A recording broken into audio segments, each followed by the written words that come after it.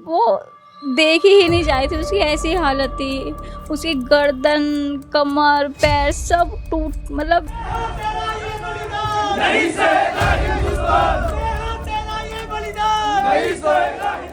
मैंने सोचा शायद लगता कह रहे थे यहाँ गली के पकड़ो पकड़ो पकड़ो पकड़ो इसको, तो मैंने सोचा शायद ये किसी का फोन ऑन छीन के भागा है। उसने बुर्का पहन रखा था, तो मैंने ये सोचा नहीं, उसका मुंह उघड़ रहा था, ये चीज़ पूरी बुर्के में थी। मैं बस इतना चाहती हूँ कि जो दर्द मेरी बहन ने सहा है, जिससे वो मरी है, उसका भी वही हाल हो, से फांसी हो। 22 जून 2025 दिल्ली के ज्योति नगर में रहने वाली 19 साल की नेहा हर रोज की तरह सुबह 7:30 बजे अपने घर की 5वीं मंजिल की छत पर कपड़े धोने के लिए जाती है। लेकिन जैसे ही नेहा कपड़े धोने के लिए नल चालू करती है, वो देखती है कि नल में पानी नहीं आ रहा। वो ये बात कॉल करके उसी बिल्डिंग में फर्स्ट फ्लोर पर रह रही अपनी माँ को बताती है और उन्हें मोटर चालू करने को कहती है। इतना सुनते ही नेहा के पिता छत की तरफ बढ़ते हैं, ये देखने के लिए आखिर छत पर पानी क्यों नहीं चढ़ रहा। लेकिन उन्हें इस बात का बिल्कुल भी अंदाजा नहीं था कि अगले ही पल जो मंजर उनकी आंखों के सामने होने वाला है, वो उसे कभी चाहकर भी नहीं भुला पाएंगे। जैसे ही नेहा के पिता छत पर पहुंचते हैं, वो देखते हैं कि बुर्का पहने हुए एक शख्स नेहा का गला दबा रहा है। वो फौरन नेहा को बचाने के लिए दौड़ते हैं, लेकिन इससे पहले कि वो कुछ समझ पाते, उस शख्स ने नेहा के पिता को देखते ही नेहा को 5वीं मंजिल से धक्का दे दिया। नेहा अपने घर के पीछे वाले एक खाली प्लॉट में ईंटों के ढेर पर जा गिरती है। इसके बाद वो शख्स नेहा के पिता को धक्का देकर जमीन पर गिरा देता है और फिर वहां से भाग निकलता है। मैं घर में था, जब ऊपर भागा मेरे को उसने देख के मेरी लड़की को धक्का दे दिया और मुझे भी धक्का दे के भाग लिया। क्योंकि संडे का दिन था और आमतौर पर लोग उस दिन लेट सोकर उठते हैं और शोर शराबा दिन के मुकाबले कम होता है, इसलिए नेहा के गिरने की आवाज़ और घर से आता शोर सुनकर मोहल्ले के लोग घरों से बाहर आ गए। 2 लोगों ने उस बुर्का पहने हुए शख्स को पकड़ने की कोशिश भी की, लेकिन वो भाग निकला। पकड़ा उसको, 2 जनों ने पकड़ा। जैसे ही उसको पकड़ा है, उसने बहुत तेज उनको झटक के और वो भाग गया है। उसके बाद उस प्लॉट का ताला तोड़ा गया और नेहा को तुरंत दिल्ली के गुरु तेग बहादुर हॉस्पिटल के इमरजेंसी वार्ड में एडमिट करवाया गया। लेकिन अफसोस, कुछ ही घंटों बाद मल्टीपल फ्रैक्चर्स और इंटरनल इंजरीज के कारण नेहा ने दम तोड़ दिया। शुरुआत में तो ये केस चोरी और लूट का लग रहा था, लेकिन जब पुलिस क्राइम सीन पर पहुंची और सीसीटीवी फुटेजेस चेक किए गए, तो एक ऐसी सच्चाई सामने आई जिसने भाई बहन जैसे पवित्र रिश्ते को एक बार फिर से शर्मसार कर दिया। आखिर कौन था वो आदमी और क्या रिश्ता था उसका नेहा और उसके परिवार से? इस सवाल का जवाब जानने से पहले मैं आपको बताना चाहूँगा कि इस केस पर रिसर्च करते वक्त कुछ ऐसे फैक्ट्स सामने आए जो इस केस की एक अलग ही तस्वीर सामने रखते हैं, जो मैं आपको वीडियो के एंड में बताने वाला हूँ, इसलिए वीडियो को एंड तक ज़रूर देखिएगा। तो चलिए पहले कहानी को शुरू से समझते हैं।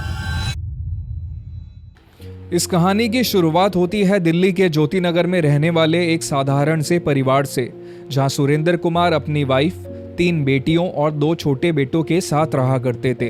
परिवार बड़ा था, इसलिए जिम्मेदारियां और खर्चे उससे भी बड़े थे। सुरेंद्र कुमार एक सिक्योरिटी गार्ड की नौकरी करते थे, जिसमें उतनी ही कमाई होती थी जिससे बस घर का गुजारा हो पाता था। इस वजह से उनकी दूसरी बेटी नेहा ने 12th कंप्लीट करने के बाद एक साड़ी की शॉप में काम करना शुरू किया। साथ ही उसने कंप्यूटर क्लासेस लेना भी शुरू किया ताकि उसे एक अच्छी जॉब मिल सके। कुछ वक्त बाद नेहा की जॉब एक कंपनी में लग जाती है।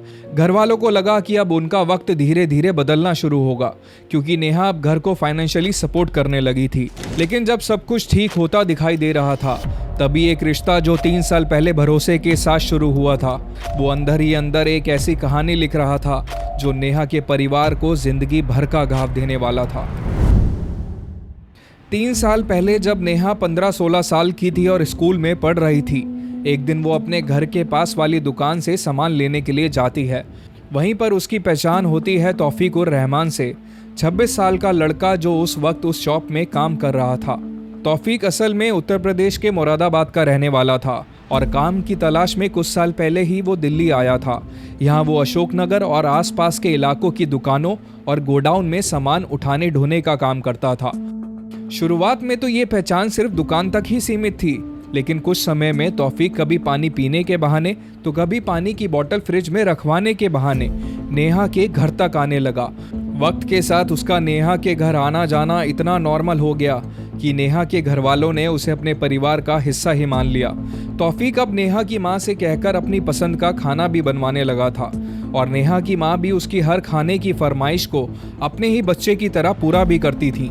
जब भी वो बीमार होता तो नेहा की माँ उसके लिए खाना भी भिजवाती। तौफीक भी नेहा के सभी भाई बहनों का ख्याल रखता और घर के छोटे मोटे कामों में उनकी मदद करता। अगर कोई बीमार होता तो उसे डॉक्टर के पास भी अपने साथ ही लेकर जाता। धीरे धीरे वो पूरी फैमिली का विश्वास जीतने लगा था और इसी विश्वास का फायदा उठाते हुए एक दिन तौफीक ने नेहा और उसकी बहनों से कहा कि उसकी कोई बहन नहीं है, इसलिए वो चाहता है कि नेहा और उसकी बहनें उसे राखी बांधकर अपना भाई मान लें। नेहा और उसकी बहनों ने भी बिना किसी झिझक के उसे अपने भाई का दर्जा दे दिया और उसे हर साल राखी बांधना शुरू किया। लेकिन जब किसी रिश्ते की नींव ही झूठ पर रखी गई हो तो अंजाम सिर्फ दर्द और धोखे से भरा होता है। अब आप सोचेंगे कि मैं ऐसा क्यों कह रहा हूँ। दरअसल तौफीक ने झूठ बोला था कि उसकी कोई बहन नहीं है और जब ये सच्चाई 3 साल बाद सबके सामने आई तो नेहा ने उससे बात करना बंद कर दिया, जिसके बाद धीरे धीरे तौफीक के असली रंग सामने आने लगे। जिस रिश्ते को तौफीक ने कुछ साल पहले भाई बहन के रिश्ते का नाम दिया था, आज उसी रिश्ते और विश्वास का गलत फायदा उठाकर वो नेहा पर शादी का दबाव बनाने लगा था। लेकिन जब नेहा ने शादी करने से मना किया तो तौफीक नेहा को लेकर हद से ज्यादा पॉसेसिव और कंट्रोलिंग हो गया। नेहा जब भी अपने ऑफिस के कॉल्स पर बिजी होती तो तौफीक नेहा पर शक करता था। जब भी वो नेहा के घर आता तो उसका फोन चेक करता और पूछता कि वो किससे बात करती है। देखते ही देखते नेहा को लेकर तौफीक की पॉसेसिवनेस इस हद तक बढ़ गई कि उसने नेहा को धमकियां तक देना शुरू कर दिया। वो नेहा से कहता कि अगर नेहा ने उसकी बात नहीं मानी तो वो नेहा के ऑफिस में उसे बदनाम करेगा और उसे कहीं का नहीं छोड़ेगा। शुरुआत में तो नेहा ने सब कुछ अपने तक ही रखा और तौफीक के इस बदलते बिहेवियर के बारे में उसने अपने घर पर किसी को कुछ भी नहीं बताया।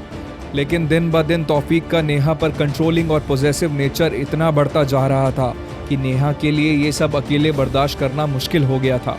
आखिर 1 महीने तक सब कुछ सहने के बाद नेहा ने फाइनली अपनी माँ को पूरी बात बताने का फैसला किया, जिसके बाद नेहा की माँ ने तौफीक से साफ शब्दों में कहा था कि ऐसा सोचना भी मत, क्योंकि तुम्हारा धर्म अलग है और हमारा धर्म अलग। उस वक्त तो तौफीक ने बाहर से ऐसा कुछ नहीं दिखाया जिससे ये लगे कि वो नेहा को नुकसान पहुंचा सकता है, लेकिन अंदर ही अंदर उसके दिल में नेहा के लिए एक तरफा प्यार की ऐसी सनक सवार थी जहां उसके लिए प्यार सिर्फ एक पागलपन बन चुका था। और जब ऐसे लोग अपने इमोशंस पर कंट्रोल नहीं कर पाते तो ना सुनना उनके लिए इंसल्ट और रिजेक्शन एक ट्रिगर बन जाता है। ये एक टॉक्सिक मेल ईगो ट्रेट है जिसमें लोग प्यार को ओनरशिप समझते हैं। जो चीज़ उनकी नहीं हुई वो किसी और की भी ना हो। और तौफीक ने अपने इसी टॉक्सिक मेल ईगो और ऑब्सेशन के चलते उसी परिवार का विश्वास तोड़ दिया जिन्होंने उसे अपना बेटा माना था। तौफीक नेहा के डेली रूटीन से अच्छी तरह वाकिफ था। उसे पता था कि नेहा रोज सुबह छत पर कपड़े धोने के लिए जाती है और इसी का फ़ायदा उठाते हुए उसने संडे का दिन चुना, जिस दिन लोगों की काम से छुट्टी होती है और मोस्टली लोग सो रहे होते हैं, ताकि उसे भागने में आसानी हो सके। 22 जून की सुबह लगभग 7:30 बजे जब नेहा छत पर कपड़े धोने के लिए जाती है, कुछ ही देर बाद तौफीक बुर्का पहनकर दबे पांव छत पर पहुंच जाता है। दोनों के बीच पहले झगड़ा होता है, फिर तौफीक चुन्नी से नेहा का गला दबाकर उसे मारने की कोशिश करता है। लेकिन इतने में जैसे ही नेहा के पिता छत पर पहुंचते हैं, तौफीक उन्हें देखते ही नेहा को छत से धक्का दे देता है और वहां से भाग निकलता है। आगे जो कुछ भी हुआ वो मैं आपको वीडियो की शुरुआत में ही बता चुका हूं। इसके बाद तौफीक नीचे जाकर पहले ये इंश्योर करता है कि नेहा कहीं जिंदा तो नहीं है। आस पड़ोस के लोगों ने बताया कि उसके हाथ में एक चाकू भी था। कुछ लोगों ने उसको पकड़ने की कोशिश भी की, लेकिन उसके हाथ में चाकू था। सब बता रहे ऐसे कि चाकू था उसके हाथ में। मतलब ये है कि उसका इरादा किसी भी तरह बस नेहा की जान लेने का था। इसके बाद जब पुलिस ने अपनी इन्वेस्टिगेशन शुरू की और उस एरिया में लगे सभी सीसीटीवी फुटेजेस को चेक किया गया और आस पड़ोस में रहने वाले लोगों से उस शख्स की पहचान करवाई गई, तो सब ने एक ही नाम लिया और वो नाम था तौफीक। क्योंकि आसपास रह रहे लोगों ने भी उसे काफी बार नेहा के घर आते जाते देखा था, इसलिए मोहल्ले के लोग उसका चेहरा अच्छी तरह पहचानते थे। पुलिस ने तौफीक के फोन की हर मूवमेंट और कॉल एक्टिविटी पर नजर रखनी शुरू कर दी और उसके कॉल डेटा और लाइव लोकेशंस के आधार पर 2 अलग अलग स्टेट्स में एक साथ रेड कंडक्ट करना शुरू किया। और 24 जून को जब तौफीक अपने घर वालों से कांटेक्ट करने की कोशिश कर रहा था, तभी पुलिस ने उसे यूपी के तांडा से अरेस्ट कर लिया, जहां शुरुआत से ही नेहा के घर वालों का कहना था कि तौफीक नेहा से राखी बनवाता था। वहीं इंटेरोगेशन के दौरान तौफीक ने पुलिस को जो कहानी सुनाई वो बिल्कुल अलग थी। तौफीक ने पुलिस को बताया कि उसका और नेहा का पिछले 5 सालों से अफेयर चल रहा था। वो अक्सर नेहा के घर जाता था और उसके परिवार के साथ खाना भी खाता था। इनफैक्ट तौफीक के मुताबिक पड़ोसियों को भी उनके इस रिश्ते के बारे में अच्छे से पता था, और जब उसने नेहा से शादी के लिए कहा तो उसने साफ इनकार कर दिया। करीब 1.5 महीने पहले नेहा ने अचानक से उससे बात करना बंद कर दिया था। वो ना उसके कॉल्स का जवाब दे रही थी और ना ही उसके मैसेजेस का।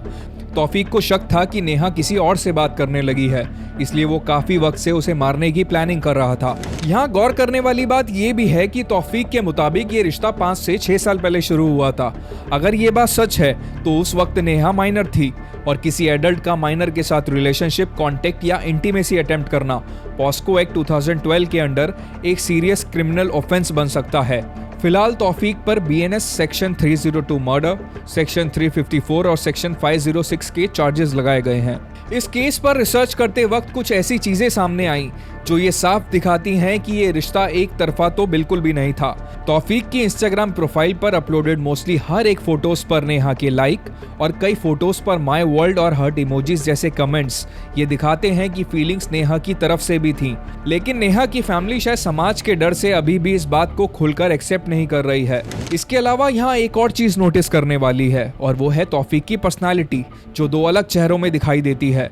तौफीक के इंस्टाग्राम बायो में उसने अपने आप को रिस्पेक्ट गर्ल्स जैसे वर्ड्स से प्रोजेक्ट किया हुआ है, लेकिन रियलिटी में एक माइनर लड़की के साथ रिश्ता जोड़ना, उस पर अपनी मर्जी थोपना और मना करने पर हत्या की साजिश रचना, ये सिर्फ एक ऑब्सेशन नहीं, एक डेंजरस डुअल माइंडसेट का प्रूफ है। और फिर दोनों के बीच रिश्ता चाहे जो भी हो, एक चीज बिल्कुल क्लियर है, नेहा ने तौफीक को रिजेक्ट किया था और तौफीक ने इस रिजेक्शन को अपनी इंसल्ट समझा और इसी ईगो ने नेहा की जान ली।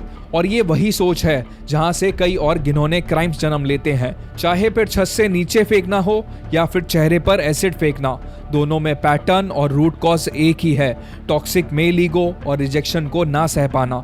जब एक लड़का लड़की को एक इंसान के बजाय एक ऑब्जेक्ट समझने लगता है, तभी ऐसे क्राइम्स होते हैं। उसके लिए एक लड़की की मर्जी, उसकी चॉइस मैटर ही नहीं करती, मैटर करता है सिर्फ अपना पोजेशन, अपना हक। रिजेक्शन फिर एक सिंपल जवाब नहीं रहता, बल्कि इंसल्ट बन जाता है, और इसी इंसल्ट से पैदा होती है वो घिनौनी सोच, अगर मेरी नहीं हुई तो किसी और की भी नहीं होगी। इसलिए हमें समझना होगा कि लड़कियों के राइट्स और बाउंड्रीज को रेस्पेक्ट करना कितना ज़रूरी है, और बचपन से ही फैमिलीज और स्कूल्स में एक लाइफ स्किल के तौर पर यह सिखाना चाहिए कि रिजेक्शन को ग्रेसफुली एक्सेप्ट करना एक स्ट्रेंथ है, वीकनेस नहीं। तभी हम टॉक्सिक मेल ईगो के नाम पल पल रहे जहर को खत्म कर सकते हैं। अपना ध्यान रखिए, मिलते हैं नेक्स्ट वीडियो में एक नए केस के साथ। Thank you so much for watching.